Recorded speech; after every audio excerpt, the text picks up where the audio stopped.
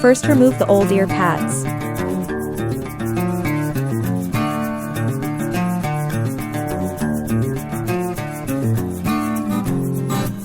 Second, slip the ear pad's edge into the ear cup gap.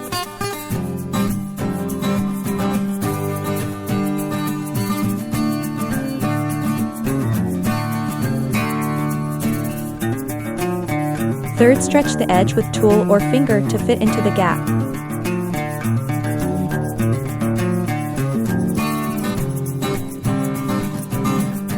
Fourth, secure the edge into the gap.